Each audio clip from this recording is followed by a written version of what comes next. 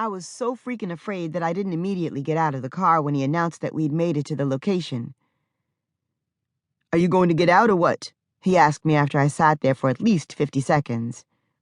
I looked at him and then I looked back out the rear passenger window. My feet felt like steel, so I couldn't move them for anything. "Ma'am, you're going to either pay me more money for me to stay parked here, or you're going to have to get out," the cab driver expressed. I could tell that he was starting to get frustrated with me.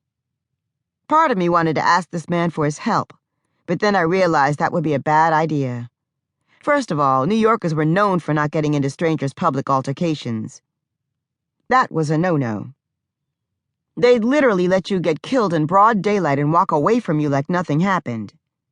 And in my case, I figured this cab driver would do the exact same thing.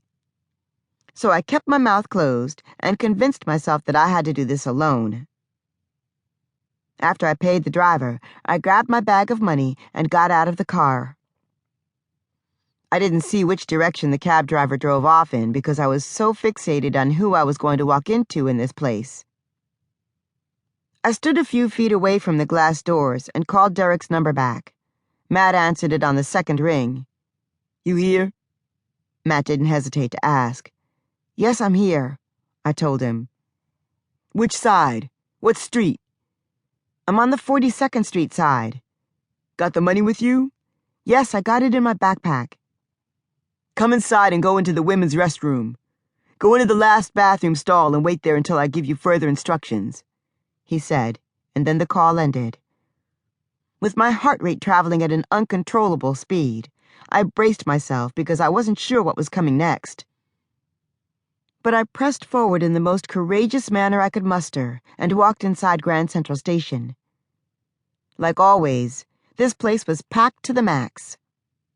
I surveyed the crowded station high and low for some sign of my husband and child on my way to the ladies' restroom, but they were nowhere in sight. Feeling somewhat hopeless, I continued toward the restroom, praying that they would be there.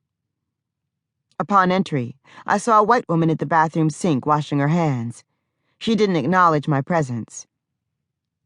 She continued to wash her hands and dried them with 2 paper towels that she pulled from the paper towel dispenser located on the wall near the exit door. While I looked around the bathroom, I got a whiff of the stench coming from the noisy first stall. I damn near regurgitated all the chicken broth I had for breakfast at the hospital earlier. I almost turned around to leave, but when I thought about my family, I quickly came back to my senses. I couldn't let anything deter me from getting my family back. They meant the world to me.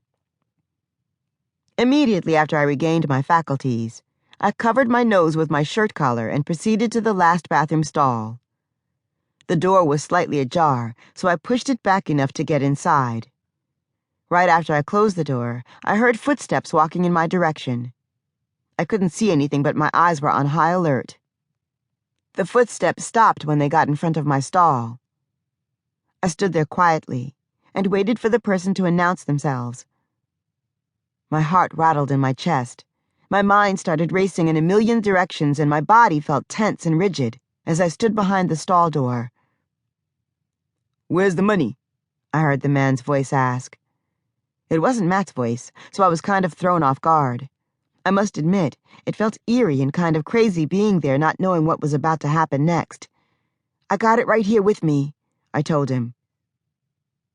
"Well, slide it underneath the door," he instructed me. "Where's my family?" I asked while I held on to the backpack for dear life. "They're on the other side of the station," he told me. "When am I going to get them?" I grilled him. "Stop it with all the fucking questions and give me the money," his voice boomed. Very hesitantly, I bent down and slid the backpack underneath the door. The last thing I wanted to do was put my family in any further danger. Right after the guy picked the bag up from the floor, I heard his footsteps as they walked away. I panicked and opened the door. "Hey, where are you going?" I shouted after seeing the back of a guy who looked to be about 5'10", with a 180-pound build. He wore a black hoodie, a pair of dark blue jeans, and a tan pair of Timberland boots. He didn't look back, nor did he respond to me, so I bolted behind him. By the time he got to the door and opened it, a middle-aged white woman blocked his exit. That stalled him just